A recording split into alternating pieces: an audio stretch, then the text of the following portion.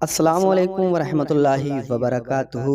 हाजिर हूँ एक और नई वीडियो के साथ। और मुसलमानों के लिए इससे अफसोस की बात और क्या हो सकती है।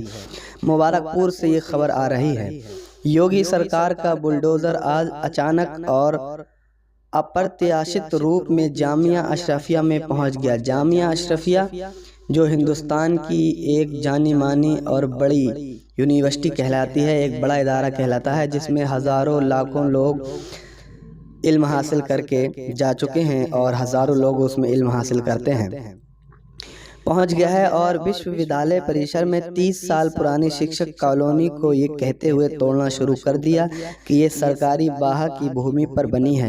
इस कार्रवाई से वहां अफरा तफरी मच गई। बुलडोज़र के साथ तहसील अधिकारी और पुलिस बल भी था, जबकि कॉलोनी पूरी तरह बंद थी और सभी शिक्षक रमज़ान की छुट्टी पर अपने अपने घर चले गए थे।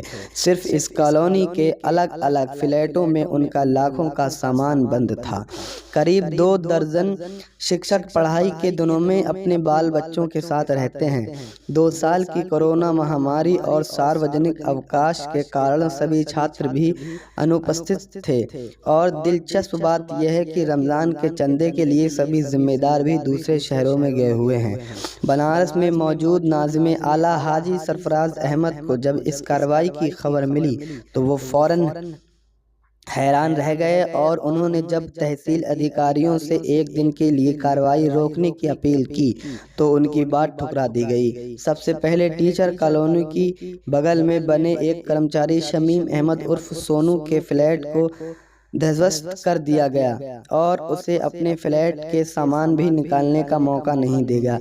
विश्वविद्यालय के निगरान मास्टर फैयाज अहमद ने जब कुछ कहने की कोशिश की तो उन्हें भी दरकिनार करते हुए सभी को विश्ववंश स्थल से हटा दिया गया। लेकिन इससे पहले कि बुलडोज़र 2 मंजिला कॉलोनी पक पे चलता, आसपास के लोग बड़ी संख्या में वहां जमा हो गए और उनके जरिए लिखित रूप में सामूहिक अनुरोध करने के बाद जामिया के जिम्मेदारों के आने तक कार्रवाई रोक दी गई। इस संबंध में नाज़िम आला हाजी सरफराज अहमद ने कहा कि जिस भूमि पर शिक्षक कॉलोनी बनी है लगभग 50 साल पहले रजिस्ट्री कराई गई थी और हमने पश्चिम की ओर रास्ते के लिए 10 फीट ज़मीन छोड़कर कॉलोनी बनाई है। इस रास्ते के बाद एक नाला था जिसे भूमाफियाओं ने कागजात में हेरा फेरी और नक्शे में तब्दीली करके नाले को